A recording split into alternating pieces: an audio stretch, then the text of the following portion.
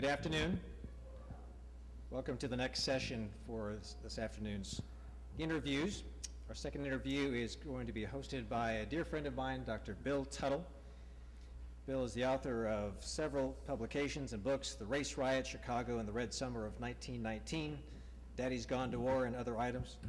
He's been the winner of several awards during his distinguished career as a professor of American Studies at KU, including the W.T. Kemper Fellowship for Teaching Excellence, the Balfour S. Jeffrey Award for Achievement in the Humanities and Social Sciences, and the Chancellor's Club Career Teaching Award. He has recently retired and continues to service for the University of Kansas with us today. We're going to ask you to welcome Dr. Bill Tuttle, and Dr. Tuttle will introduce his guest with us today. Is this on? No? It is on? Okay. It is really a pleasure to be here today and to talk to two dear friends and living legends. First of all, Emeritus Monroe on the far side. I might say both of these gentlemen established distinguished careers for themselves. Emeritus Monroe in the United States Air Force, and Verner Newman right next to me, who served as a captain on the Lawrence Police Force. So two very accomplished individuals. They share something in common, and that is they both grew up in Lawrence, but even more so, they were both members of the promoters basketball team at Liberty Memorial High School.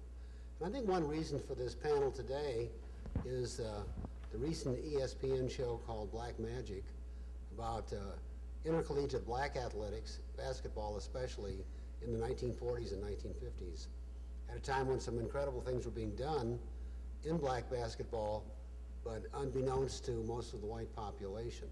And one of the central figures in this development was a man named John McClendon, who went to the University of Kansas in the 1930s.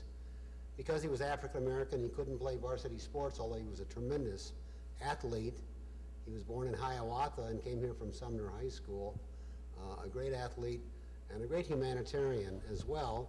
And his mentor at KU was James Naismith. They developed a father-son relationship, I think, a very close personal relationship, and they also talked a lot about basketball. And Naismith expressed his displeasure with how slow basketball had become, I guess inferentially under Fog Allen, and he desired something much more up-tempo, and he and John McClendon talked about that. They talked about the need for taking a shot every 30 seconds. This is in the mid-1930s. Having a tenacious defense, tremendous training and conditioning throughout, so that his athletes could go every minute of the day as long as they had to give 110%. What I didn't know until I read a book recently called Breaking Through, John McClendon, Basketball Legend and Civil Rights Pioneer by Milton Katz. What I didn't know was that in 1936, John McClendon was the coach of the Liberty Memorial High School promoters, and they won the championship that year. I might just say one thing very quickly. The promoters is an interesting subject, not only in sports history or in Lawrence history, but also in KU history, because I think a number of the coaches had KU connections. In the mid-1920s, the coach of the promoters, and I'm not exactly sure when the promoters began, but they existed, I think, for about 30 years until 1950. But in the mid-1920s, the coach was a man named Doxy Wilkerson from Lincoln High School in Kansas City, Missouri, who'd come to KU to study music, but the dean of the music school was so racist and backward that Doxy Wilkerson became an English major. He was a radical. He was a militant fighter for civil rights. He wrote for the underground newspaper, The Dove, and he also coached the promoters on his off time, along, I think, with his Alpha Phi Alpha fraternity brothers. And there was a very close personal relationship there as well. Doxy Wilkerson later became one of the foremost leaders of the United States Communist Party and was blacklisted during the McCarthy period. The next coach was a man named Forrest Knoll in the late 20s. He was white. He was a mathematics teacher at the junior high school. I think junior high kids and high school kids played under promoters. He was quite an amazing guy, Mr. Knoll. He paid the $50 entry fee for the team to enter the league that it played in.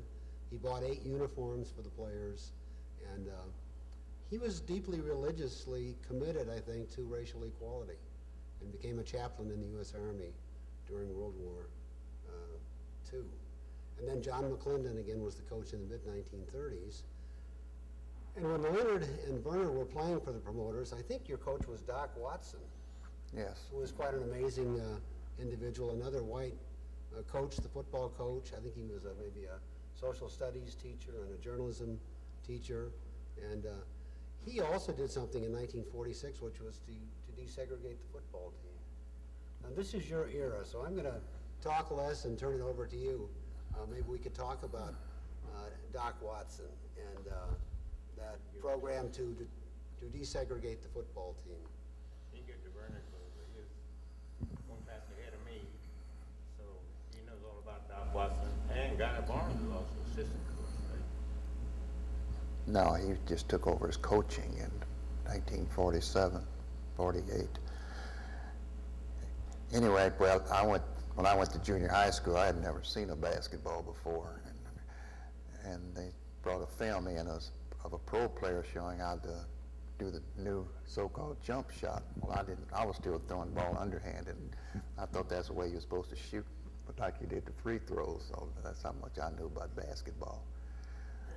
But we couldn't play basketball in junior high also, although the ninth graders had a basketball team, but we couldn't play on it. So Lawrence High School would let Doc Watson come down. If there was any ninth graders that wanted to play basketball, then we could go play with the high school kids. Well, I was only like 4'9" in the ninth grade, so I didn't quite make the cut. I couldn't even get a free ride when they had an extra seat in the car. But anyway, I went through the practice and so forth, and I mean, Doc Watson always told me, said, if you ever grow some, I'm going to start you next year. So some unknown reason, I went from 4'9" to 5'11" and a half over the summer and the spring, fall weather. So I was up there at 5'11" and a half my sophomore year. So I said, no, I knew I was going to get the start, but our starter for senior, he was center, was about.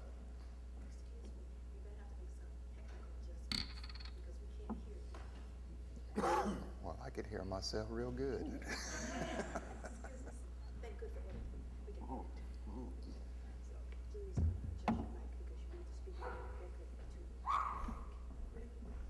Can you hear me? Because I haven't said anything yet. I was going to say, when you spoke a minute ago, couldn't understand what you said. I checked to make sure it's unmuted. Well, it was like there, but barely there. Yeah. So why don't you go ahead and talk so Can you hear me now? Moya, is that more clear? Can you see the controller? This is box on.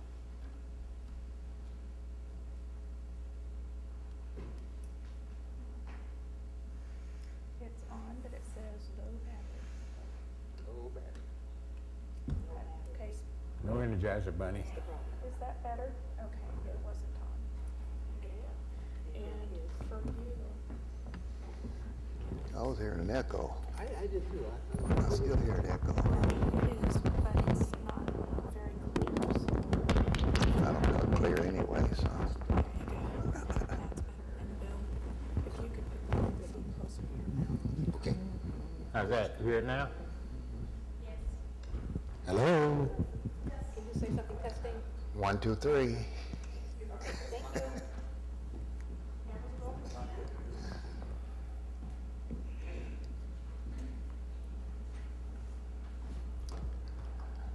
I used to go down when they were going on the trips on Friday night. I used to go out to the high school and just hoping they would have an extra seat in the car.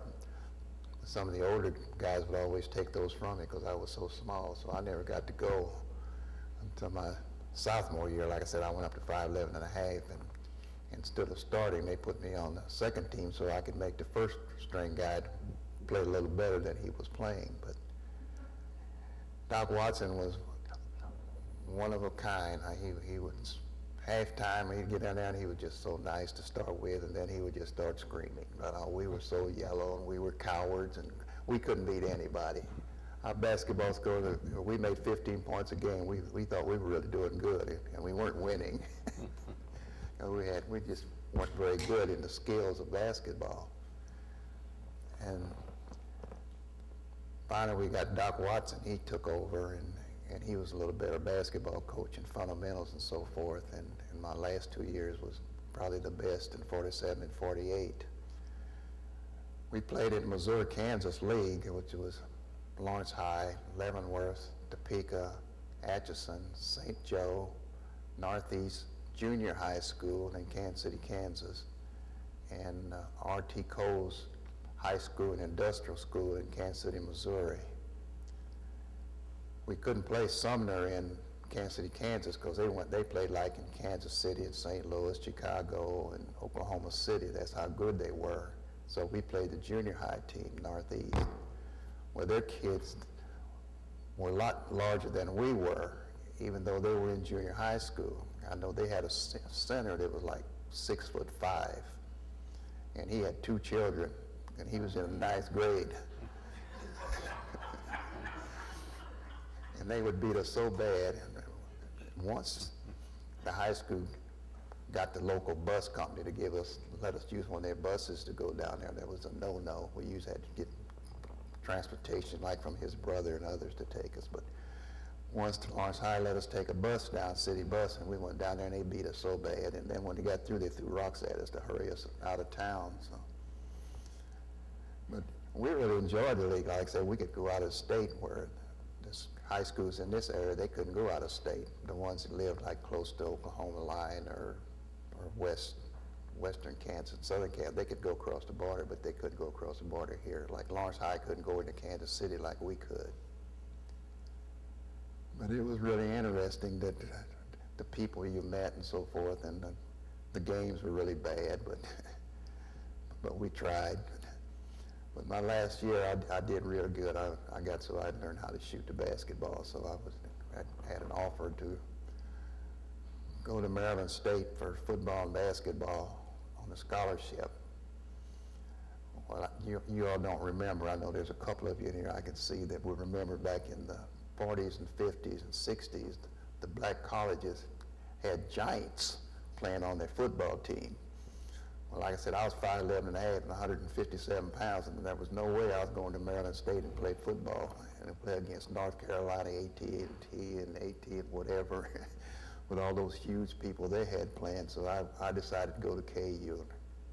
I wanted to be a high school Spanish teacher and basketball coach. So I enrolled in phys ed. And I met the fog. Well, the stories they told about swimming and having to clean the pool every night and so forth. I was the only black in my swimming class, but I never had to clean the pool. No one cleaned the pool. But I can definitely remember going upstairs. We had to swim naked. And that was just, I'd never seen or heard anything like that in my life, you know. And I'll never forget, I was going up the stairs and we were going up naked, and this white friend of mine, Shawnee Missionary, that I knew from track meets in high school, and he said, "Verner, get your black so-and-so up the stairs." And I said, "Don't you call me black." He said, well, I'm blacker than you are, and which he was kind of dark. But I never heard that black at that time was a no-no to us, you know. We wanted to be called colored. But anyway, I enrolled up at KU, and I tried to go out for basketball with folks. Said, no. I was in his phys ed class, and we would play basketball, so he knew I knew how to play basketball. But he said, no, there's no way. So I decided that was going to be the end of my KU experience. So that was in 1949 or 50? 49 and 50, yes. I heard a story the other day from a former basketball player from that era, that Fog Allen, in 1949, I think, had called for a team meeting and had asked the players whether or not they would play with a black basketball player. But what he did during the discussion was to load the argument entirely against doing that. So he let them vote at the end, but he pretty well determined the outcome. And maybe he was talking about you. Yeah, because I was there in 49. I left in 50. I left in March 1950.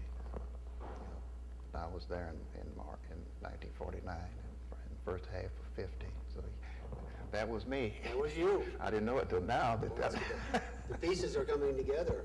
And it's not a pretty picture. Leonard, tell us a little bit about your experience with the promoters.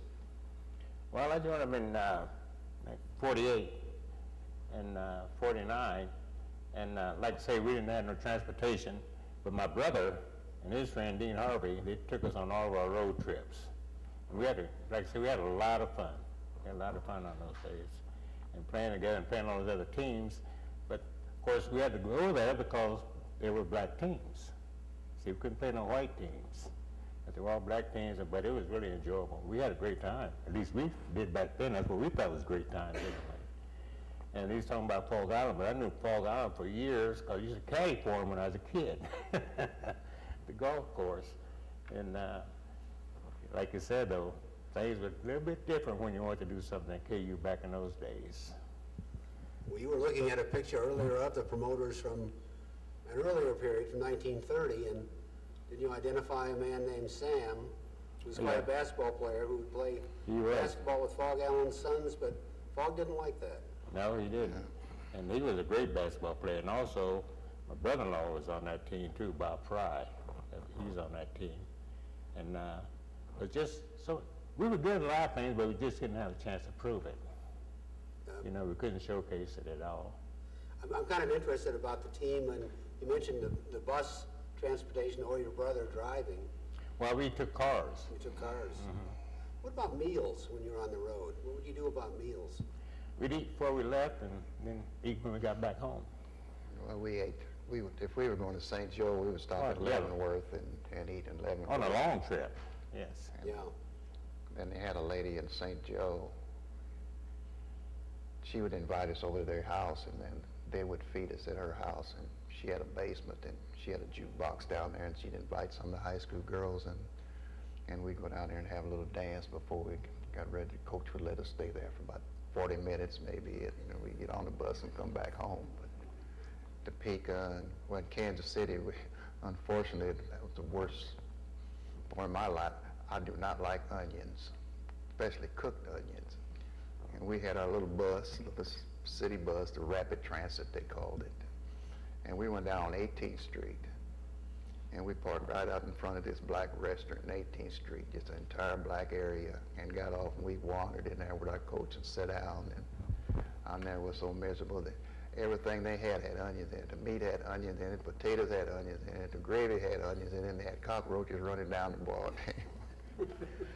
I never was so miserable all my life. I was scared to say anything, but the school, RT like I said, it was an industrial high school, and sometime I played against a guy that played against my uncle, and my uncle was 2 years older than I am, but he graduated from the industrial part, and then he'd go right up to the high school part and keep right on playing, so we never beat them either. What about practices? Could you practice during the day in the high school, or did you practice at night? We practiced it after the white boys got through playing, then we could practice in the high school. Or if there was anything going on, we had to go to Woodlawn in North Lawrence and practice on their small court. Now, I heard you also could not even wear the big block L on your my uniforms. first one I got, I did. We got the large L then, but then after the next 2 years, we got the small one. So I just had my large one up here, and my small one I had on my pocket. But no, after the first year, they gave us a smaller L. So you practice after the white team had practiced. Right. Yeah. Yeah. And probably got no support from the high school, did you, for No, transportation, meals, or whatever? Oh, you no, might nothing have like to pay that. for? In fact, No. I have guys right now that I graduated with in high school, and we talk about the good old days, and they don't even remember us having a prom or playing basketball. They don't even remember that. They remember when we started playing football. But there was like 7 or 8 of us went to our basketball coach in 1947. Was for December, December 46. We went to our basketball coach, and we told him we wanted to play football. So he said, well, I'll go and talk to the principal, who was Neil Wherry.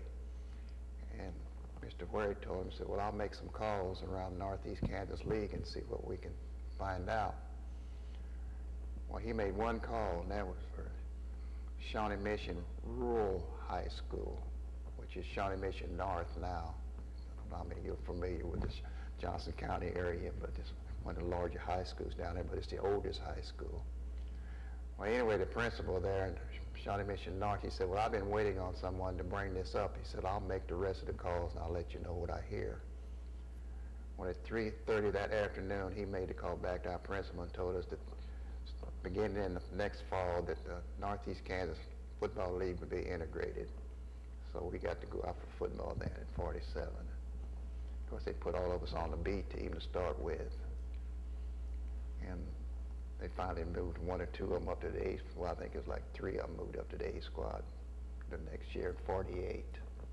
Why do you think they integrated football first and basketball not until 1950? Well, we always said that was too close. That was touched. Somebody might touch one of the other guys and so forth. They didn't want to be touched by a black person, so that's what we Might thought actually it touch was. somebody's skin. Yeah. Yeah. I wondered about that. Yeah. Of course, we could run track also, because you didn't touch somebody there either, so. Well, that was one of your fortes, I think, running track. Yeah, that was my forte. What was your event, or what were your events? Well, I ran the low hurdles, high hurdles. My main one was the 440. Back then called 440, 400 meters now they call, but back then 440 is a quarter of a mile, and that was my main forte. And I also ran the relays, of course. And but I want to go back on the promoters for a minute. That year we played for the Zero Valley Championship in Atchison, and we was playing at Atchison. Of course, they had two kids on our team, just unbelievable. They could have made a basketball team anywhere in the country probably. But I do remember he did have some support. You asked about support. I remember then that, because of course I was on the track team, I knew a lot of the other guys. And a lot of them came up there to watch us. Mainly I remember, of course, was John Simons. Dolph Simons' brother was in the same year. And they came up there and actually cheered for us during that basketball game in Atchison, Kansas. Because I was really surprised when I saw them there. But they did come up and support us for that championship game in the Missouri Valley. That's great. You did have a pep club. I mean, not only was the basketball team segregated, but you had a separate pep club. We had pep just club heard- and cheerleaders. And they was out there at every game in town in Lawrence. Had we played Lawrence High, they was always there. My sister was one of them. And we had a great time with them cheering for us out there.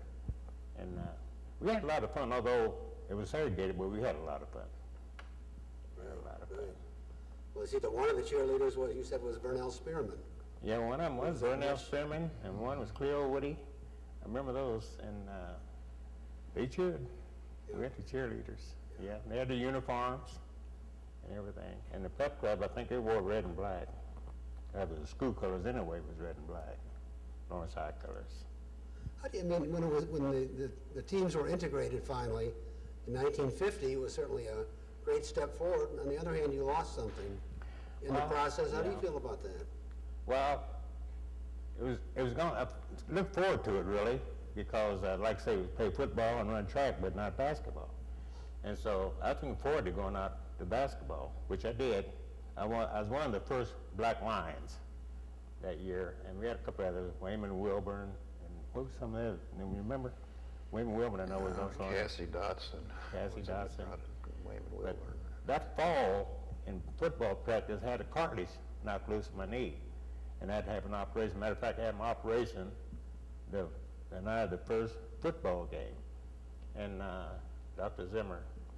So when basketball season came, I went out for basketball, but because of my knee operation, that cartilage out, I just couldn't stop and start and cut like I wanted to. So I stopped playing on the varsity. So we had what we called City League back then. So I got on one of the City League teams. Well, I wanted to get my leg and myself in shape for the coming track season, which I did. But so I didn't get to really play my first year on the Lawrence Lions.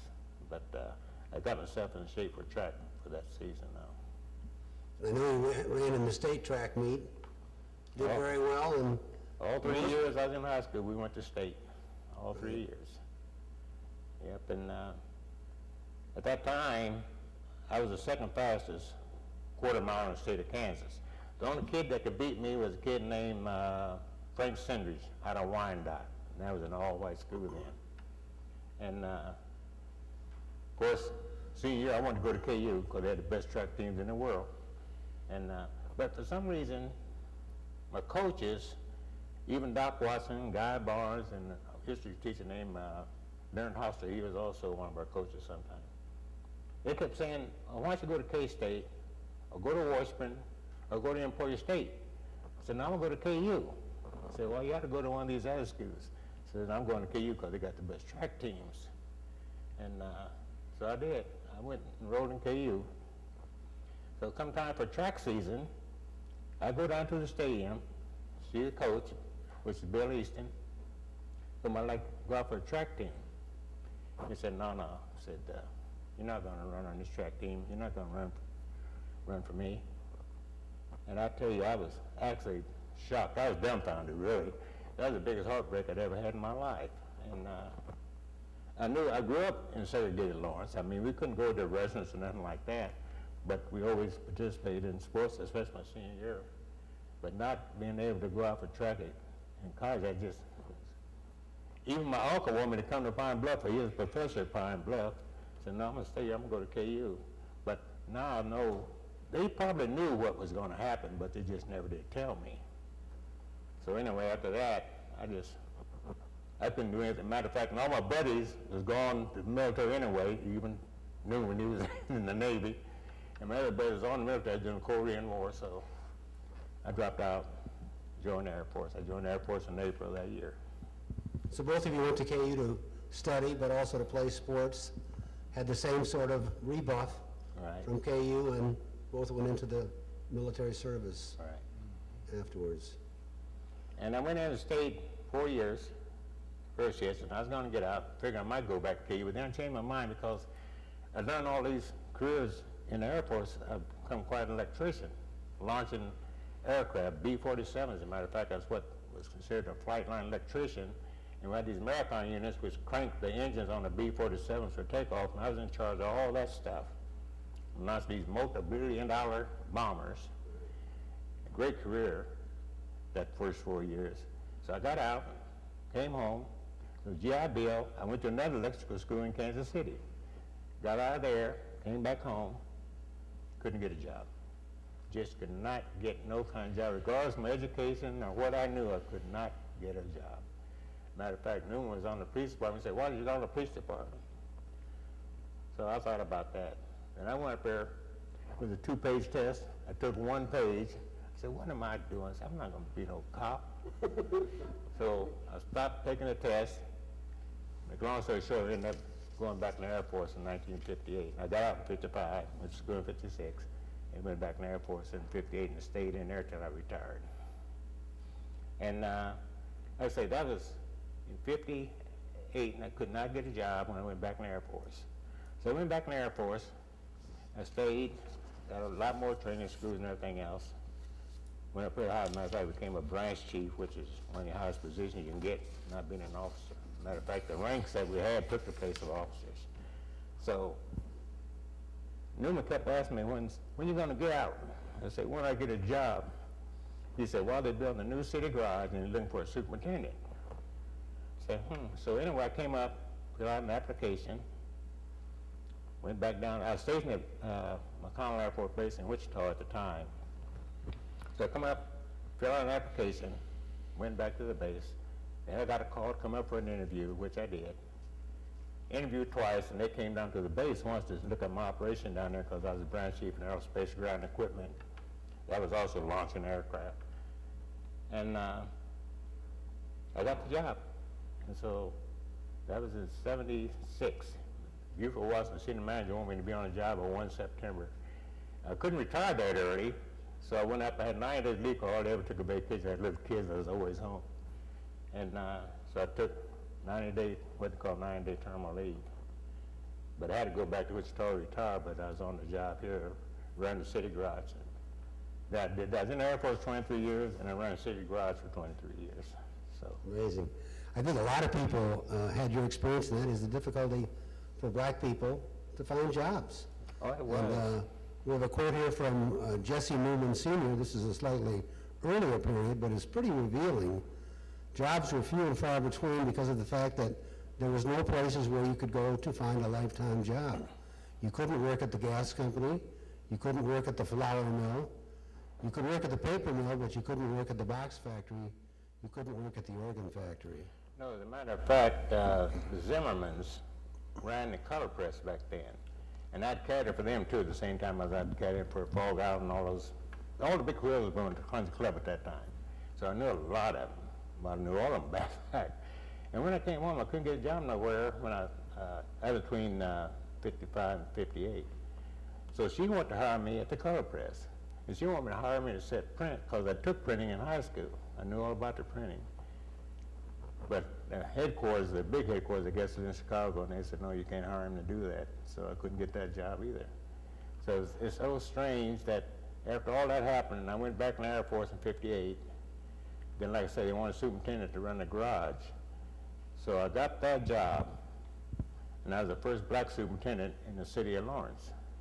And the funny thing is that 40 years from the time that I couldn't do anything in Lawrence, 40 years later, they drafted my son to be the #1 baseball player at KU when he graduated from high school in 1990. So 40 years later, my son was one of the #1 picks to play baseball at KU.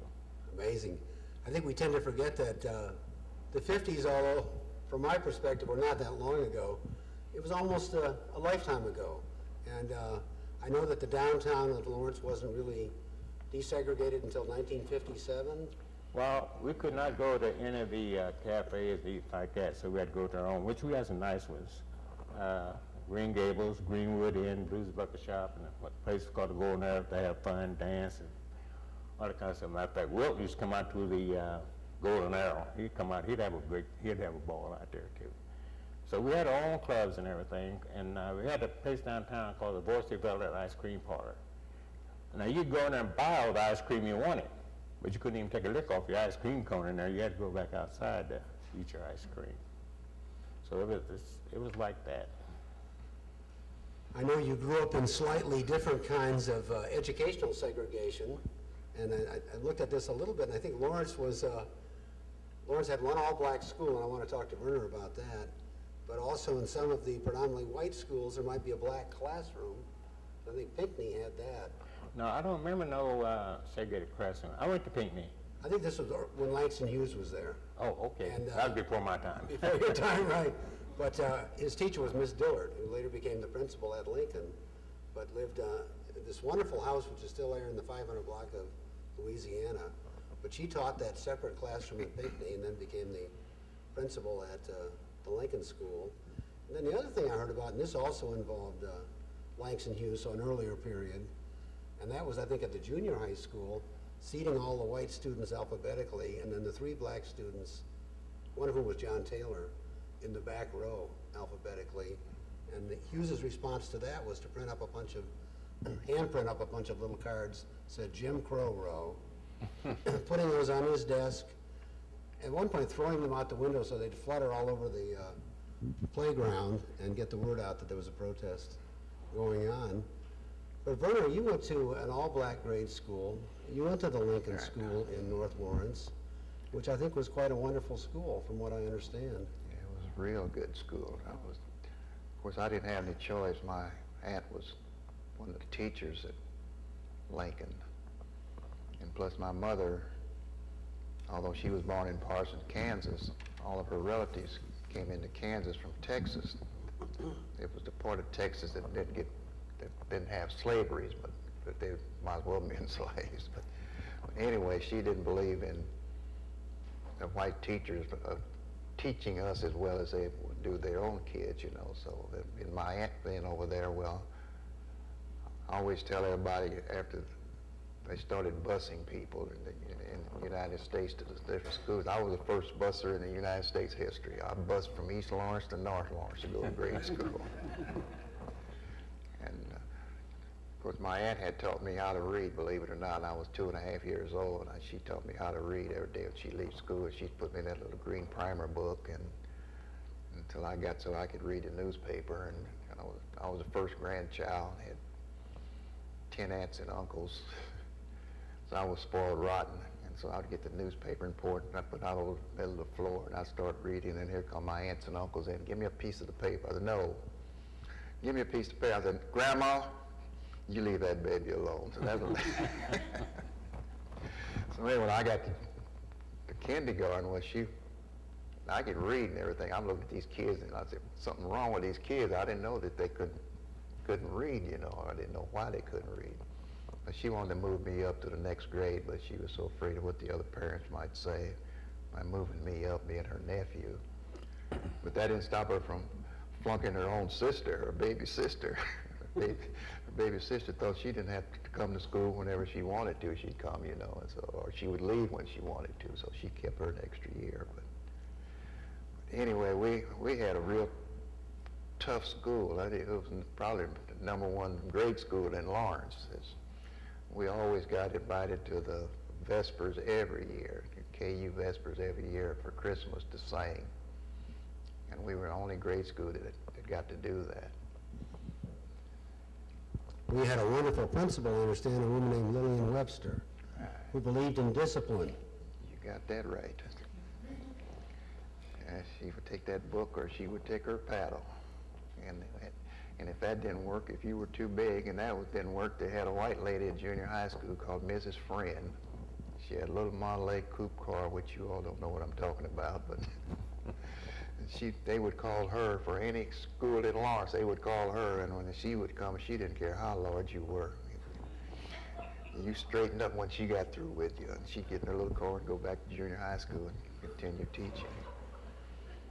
Well, I heard that Lillian Webster also believed in teaching black history, and you had Right. Negro History Week at the school. I also read that at one point she made a selection of outstanding books written by African-American writers and put them in the front window of a store downtown during National Library Week to call attention to these classic books.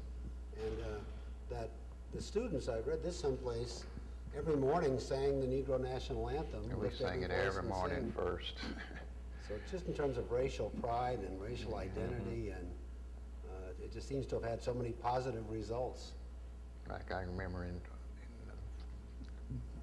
Roosevelt was president, Mrs. Roosevelt came to Lawrence on the train, and we walked from North Lawrence, and I mean, it was about 15 above zero, and we walked across that bridge down to the Santa Fe station just to watch her.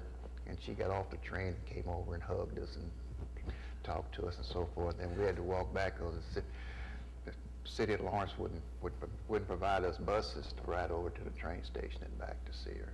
We were the only school there at the train station to see her.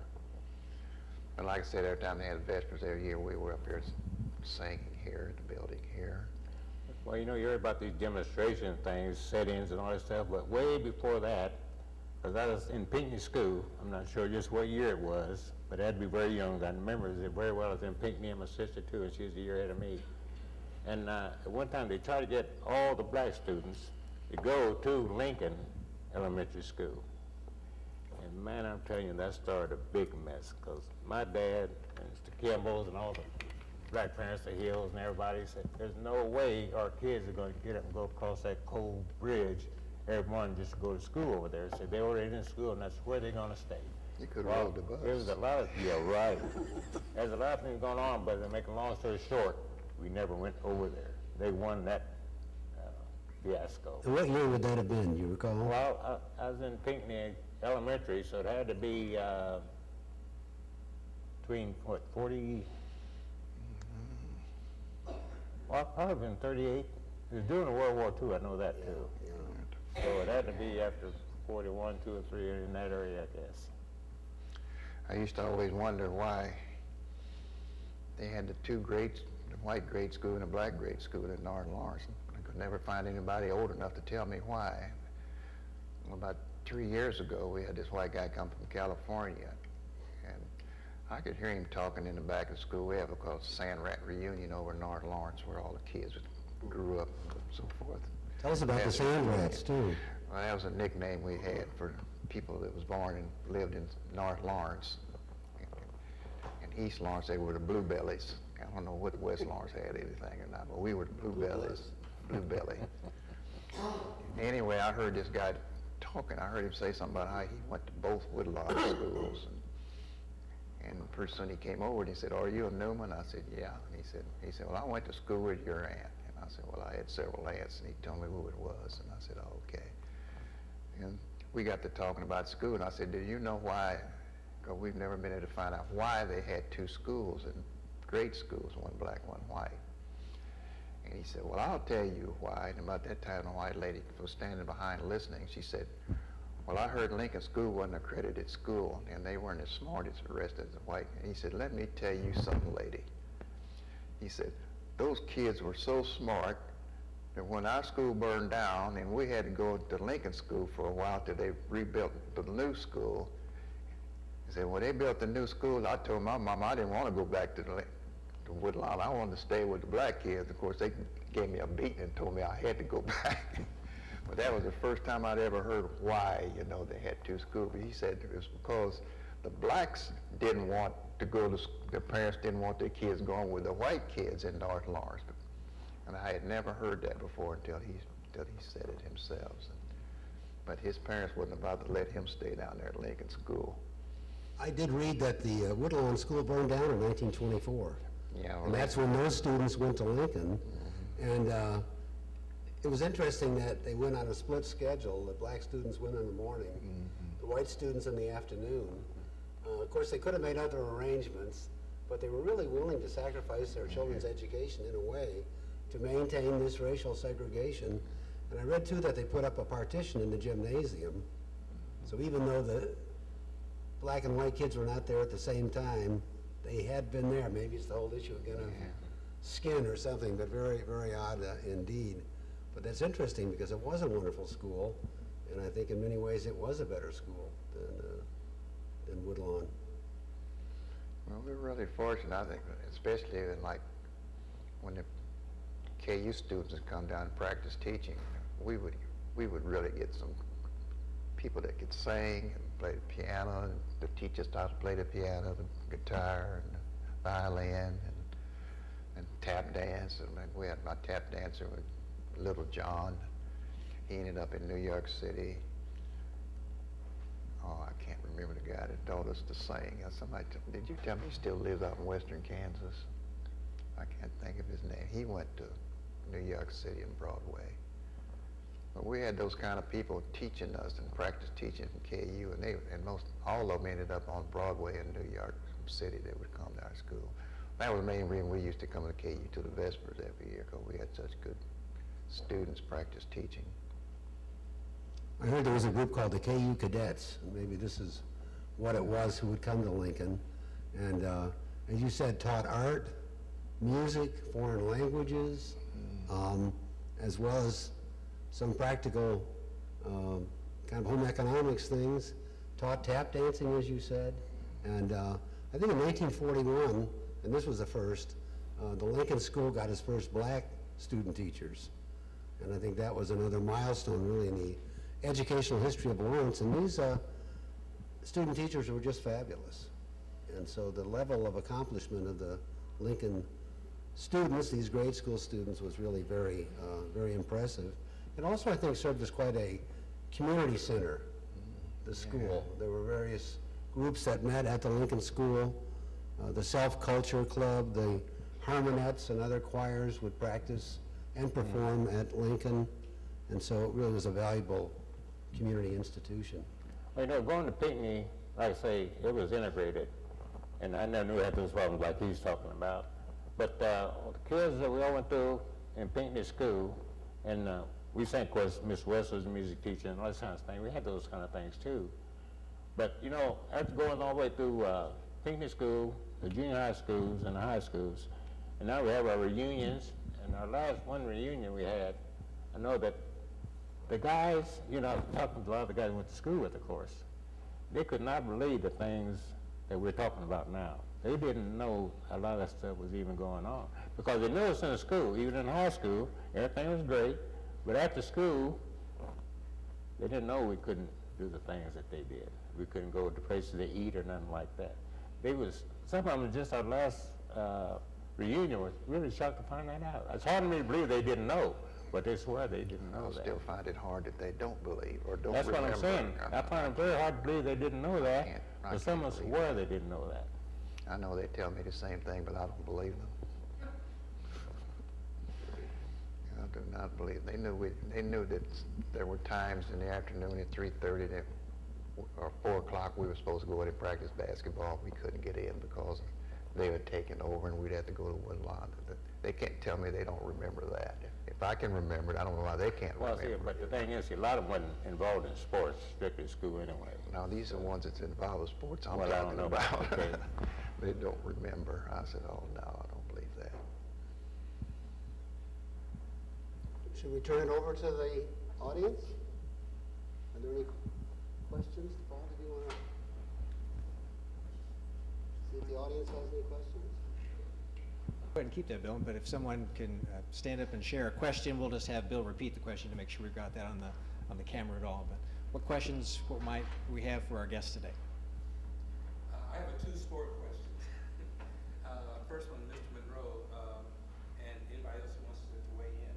My late brother, Charles Tidwell, was on the track team. Right. And he came in 1957, I believe it was, and same year that Will came. In fact, they were roommates.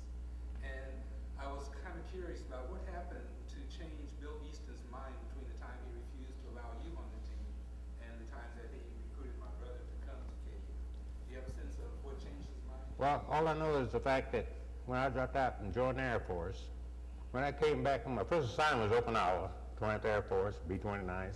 But when I came back, my brother told me, he said, well, you know, they changed things now, they can go out for track at KU.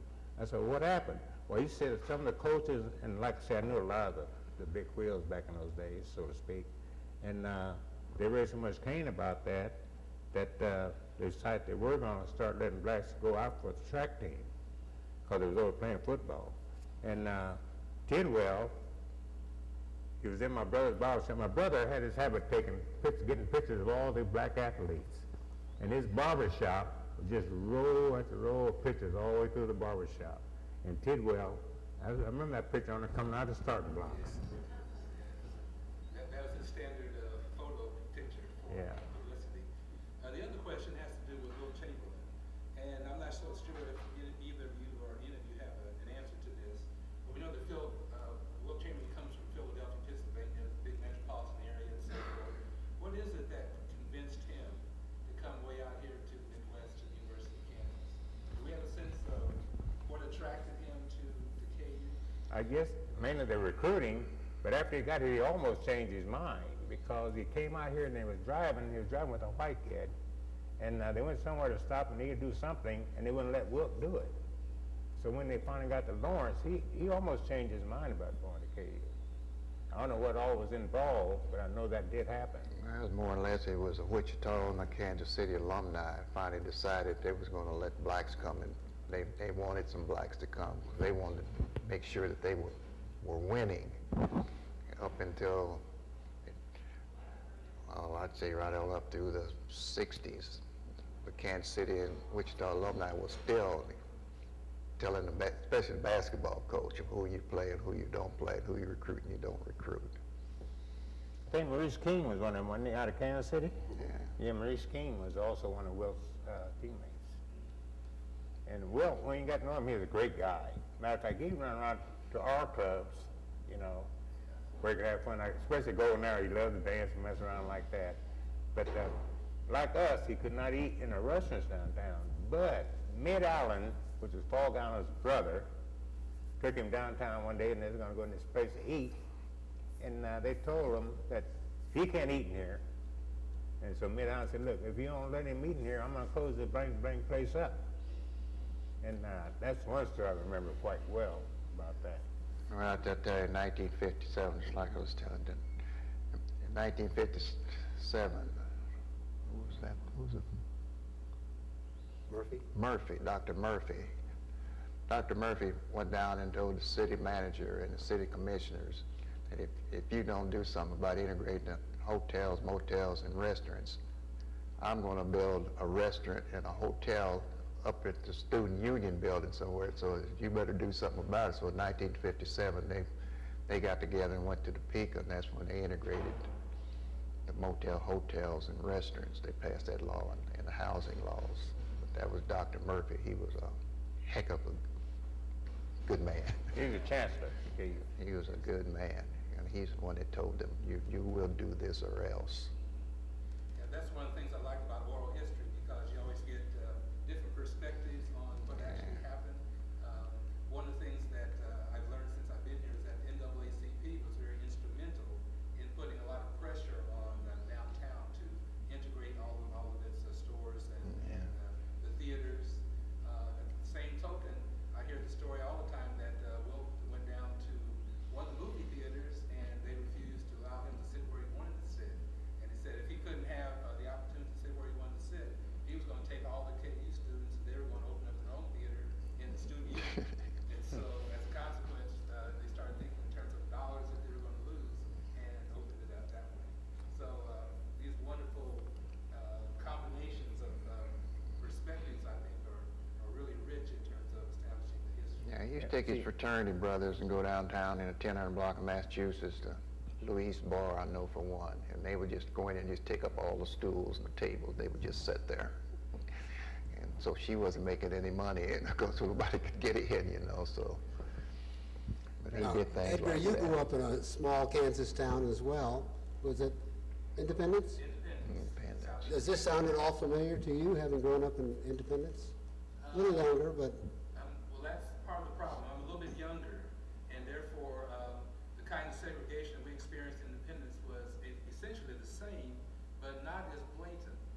It was almost as if we understood somebody called the rules of engagement. We understood that. For example, the skating rink that was open every other Monday night for African American kids. And we thought that that was just a night that our parents had an opportunity to take off and to be chaperones. We didn't realize that Sandy Amarosa only allowed us in on every other Monday night. The Civic Center that's downtown, all the black kids went down there on Saturday nights. And so we thought that that was just the night that we decided to go down there, not realizing that that was the only night that Bill Woods will allow us to go into the Civic Center, and so forth and so on. Well, same thing here. We can go to skating rink on Monday nights only. Only on Monday nights we go to the skating rink. And like when Will was here, we go to the movies, but you had to sit upstairs, what they call the crow's nest. See, I still like the balcony. it's still, you know, it's a funny thing, but if I go to the movie today, I'm not sitting about. I think they're the best seats. But back then, we had to sit up there. thank you. Any other questions? I have one question.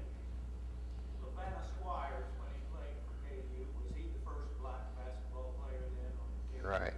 I believe so. Yeah. Repeat that question. LaVanna Squires from Wichita, was he the first black basketball player at KU? And I believe he was. Yeah. You always have to clarify this a little bit.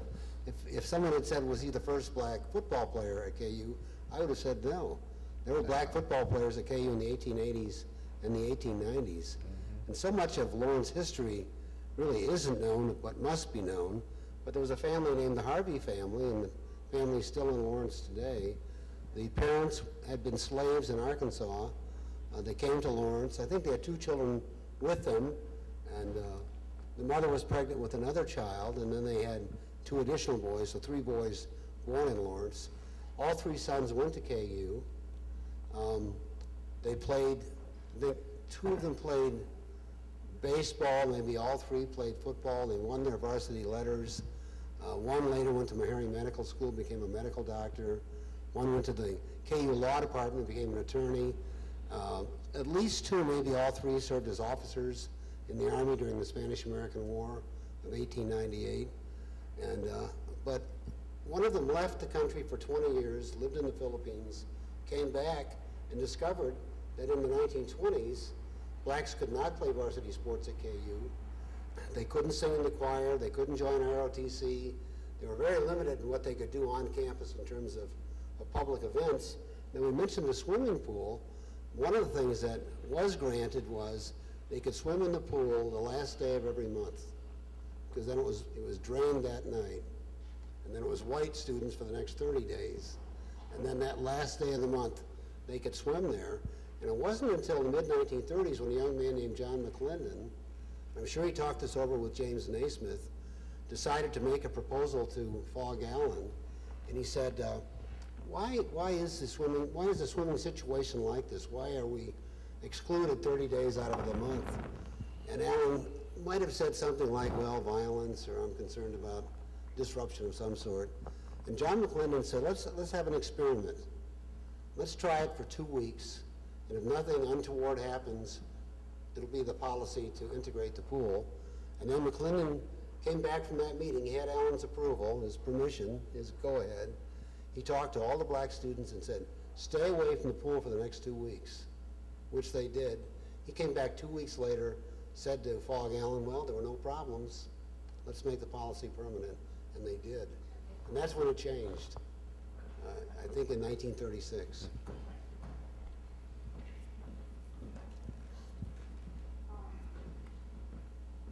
A couple of times you've referenced football or other sports not having the same legacy as basketball. And the explanation given was that basketball put people in contact, more in skin contact than the other sports. But I am curious about why football was integrated much earlier, didn't have the same history, but somehow basketball was the last,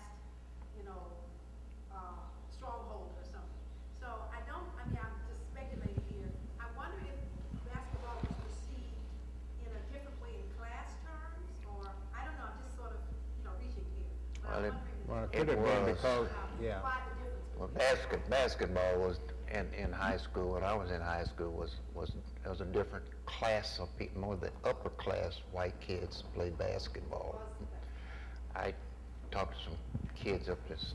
I was here in the student union a couple of years ago, and I shocked a few people, and white people was in the audience when I told them in the 40s when I was in high school, if you lived in East Lawrence or North Lawrence and you were white, you weren't going to play basketball either. The first basketball team that won the state champion they had some white boys on it from East Lawrence and North Lawrence. But that was because we had a phys ed teacher called Dad Perry, and he had coached that team in 1947. And he didn't care what color you were, but you couldn't play basketball with him. But for gymnastics and things like that, which he taught, he was all for it, But we had a bunch of the little rich kids. They took their girlfriends one afternoon at 3 o'clock and went to the Eldridge Hotel instead of going to basketball practice. And Dad Perry kicked them off the team. Well, they fired him from basketball coach and told him, you go back to teaching phys ed. And then they had the football coach. He took over the next year with this basketball team, which was Dad Perry's team, and that was 1948, and that's when Lawrence High won their first basketball championship. But that was Dad Perry's team. And Dad Perry, like I say, he was a heck of a gymnast teacher. We had gymnast teams back then. Matter of fact, I was on the team for gymnastics. Doing all the flips, springing from the rings and all this kind of stuff. It was great. And we really had a ball in that gymnastics class. And he was good at that. So we could participate in the gymnastics class in high school. Almost forgot about that. I think the way Fog Allen explained it was there should be no physical contact between the races.